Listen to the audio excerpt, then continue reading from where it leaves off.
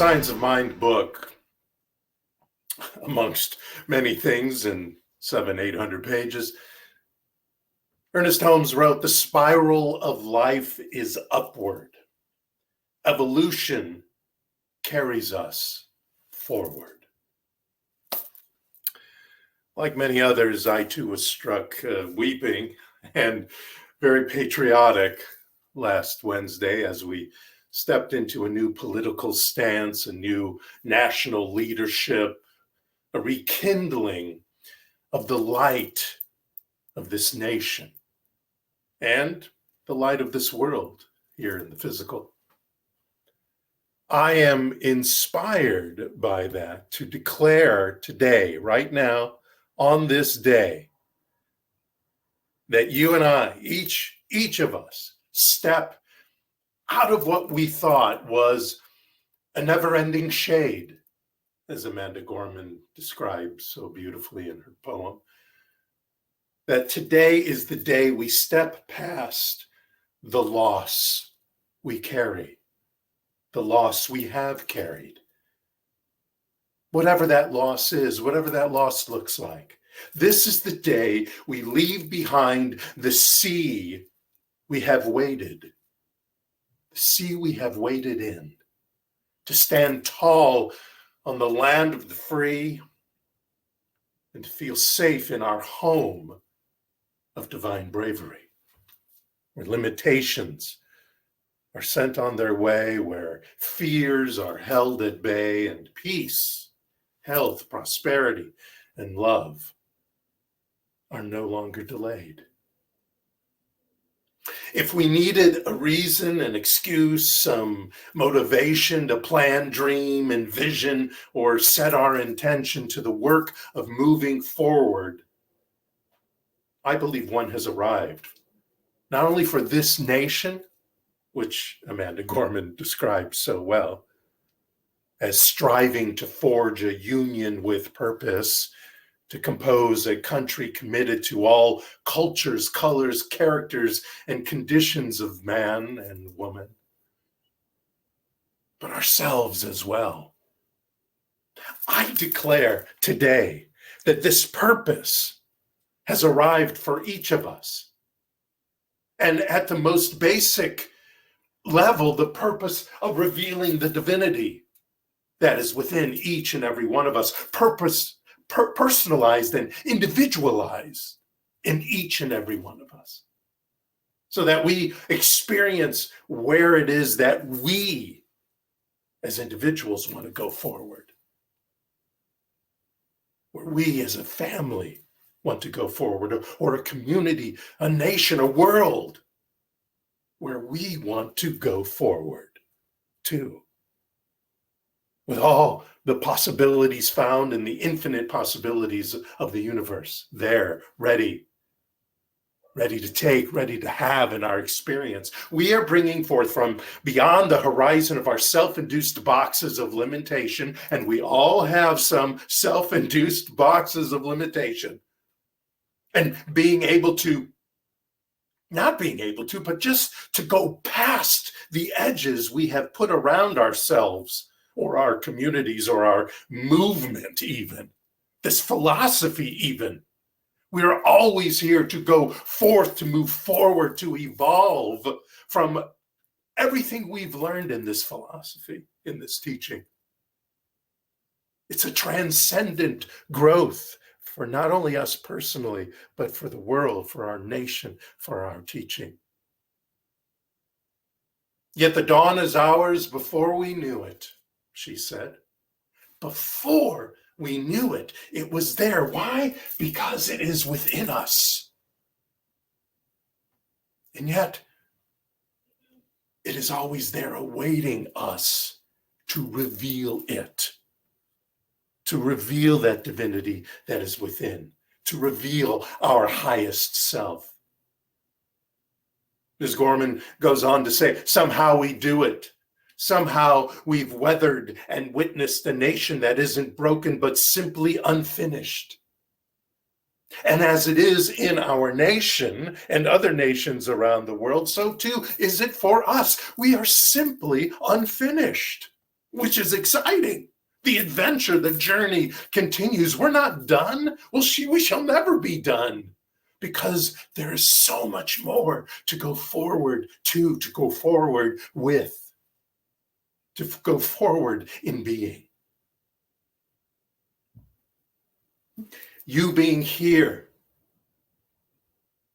all of us in this teaching, in this philosophy, have aligned ourselves with ideas that emphasize unity with God, or whatever you want to call it, and each other, a faith which calls the world, both individually and collectively, to a higher state of consciousness and action, for a life where our spiritual principles and practices, like affirmative incantations every week, affirmative prayer every day, breath, breathing, contemplation, imagination, inspiration, meditation, whether it's for 20 seconds or 20 minutes.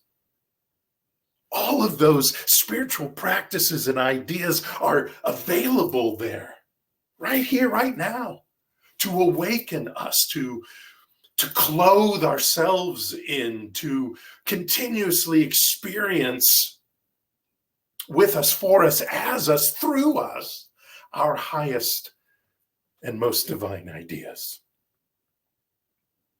where we can choose to think and feel, believe and reveal, declare and experience our best, most vibrant, prosperous, and succulent life. And we, each of us, you, me, get to choose what that is, what that looks like, what that sounds like, what that feels like, what that tastes and smells like. The law is on our side. I don't care, really. And sometimes I have to remind myself, I don't care whether I think it is or not. And sometimes it seems it isn't, but that's all on me in my life. The law is on our side. This spiritual law to attract, manifest, demonstrate, compensate, mirror, reciprocate, magnetize, harmonize, and boomerang our intentions, that which we focus on, our purpose and our glory, to the right here and now, to bring it into our lives, into our experience. In this year of awakening, we are called to intensify our self-awareness, to illuminate our alignment with spirit in all of our motivations, our intentions, our inner dialogue, self-talk, our beliefs, hidden or non-hidden, to illuminate it with the light of divine intelligence that is there to be revealed in each and every one of us. We are called to awaken our willingness to observe, to take responsibility for our thoughts, our feelings, our word choices. Self-awareness is the foundation for conscious choices, the wise, imaginative ones that we get from staying open-hearted to the universal wisdom. Those divine choices brought through our communion with the loving intelligence that Ernest Holmes describes this way in his book, Can We Talk to God? He writes, "Consider the spirit as a warm, pulsating, reciprocal thing. It presses against us. It flows through us. It is our intelligence. It is a great universal urge and surge. It is a warm, colorful thing, a beautiful thing. Know that there is something more than law, an intelligence to which we may come for inspiration, for guidance, for direction, a power responding to us, a presence pressing against us, an animation flowing through us, a light within us." Where do I go when the whirling dervishes seem to take over in my head, in my brain, and seemingly, at least in my life? I go home. Where do I go when I have lost something and going crazy finding it, I go home. Where do I keep the motivation of my passions alive when I'm frustrated about the timing of the manifestation of them? Or have doubts, worries, and other junk about them? I go home. I go home to commune with the power and presence of creation here in the divine matrix of myself. I go to the source and substance of all supply, the creation of all that we know and don't know, where the wisdom of the one mind occupies the body in head, heart, and gut, and even in my toes and my elbows and my spleen, everywhere that the divine is there to reveal itself within me. I go there. I go to that home. There's a gentleman named Richard Strozzi Heckler. He's a somatic leadership coach, a full body coach.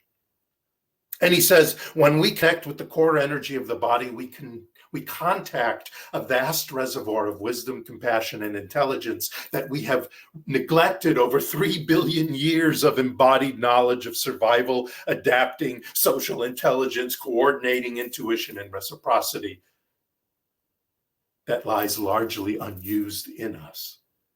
If we learn to listen to this life energy and to act from it, there's much it can teach us about living spiritual values while our feet are firmly on the ground. This somatic intelligence, which is the living process where neither mind nor body is separate from the other. And you may remember that I always talk about spiritual mind treatment. All spiritual practices are full-bodied practices. They're not just in the heart. They're certainly not just in our heads, but they're in our entire body. It's a holistic philosophy.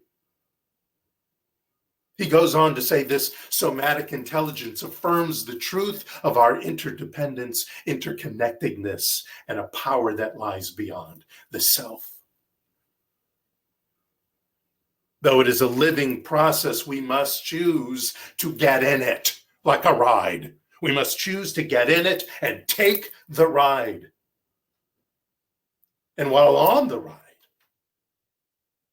though we shall turn away from the past, turn away from the conditions that do not serve us for whatever they served us at the time, we do not use our spiritual practices to bypass conditions. We do not use our spiritual practices to ignore our feelings or stock them away in some attic of the subconscious, pretending they did not happen.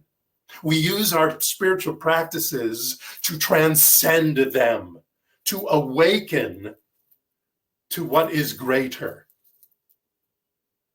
See, our teaching can be very attractive to those who think they can bypass their emotions. We use so many times such phrases and mantras, even as we are 100% responsible for our experiences. Everything happens for the good or for some learning reason. You are exactly where you are supposed to be. Now, those statements are true, but we have to make sure that we don't use them so that they become heartless platitudes, unhelpful, unsupporting, disempowering spiritual ideas, or spiritual practices that sidestep or avoid facing unresolved emotional issues, psychological wounds, and unfinished developmental tasks. That's not what this teaching is about.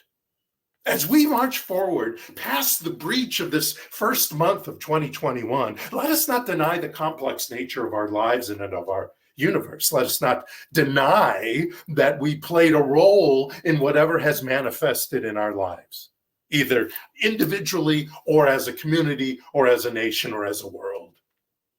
We all have, including me, unconscious patterns and beliefs that we let go wild with our thought choices. They may be unconscious, they may be subconscious, but they are not out of reach. We can face them, process them, the emotions that come from them through our systems and through our spiritual practices. We can learn from them and recalibrate our thinking through awakening to our factory settings, you might say. That factory setting perspective that is there, always alive, ready to be revealed from the depths of our core, and reveal and declare the truth of who we are, drowning out the head voice, that supposed logical voice, with the heart, with the voice that is in the heart, and the intuition that is calling from the gut, responding to things and conditions around us instead of reacting, and changing those beliefs that are in our way to the ones that lead the way to prosperity in all parts of our lives. Jeff Brown wrote in a book called Grounded Spirituality, if you want to live a more spiritual life, live a more human life. Be more truly, madly, deeply human. I know I have some of that to work on, and I'm sure each of one of you do as well. But don't be afraid about it. Be not afraid by consistently and constantly expanding your awareness and understanding that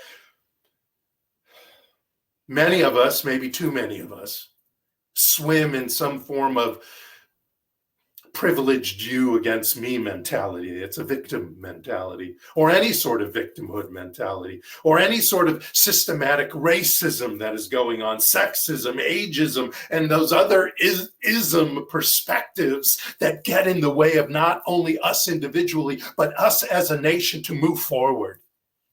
And we do that by communing with the divine within more often than with the brain within,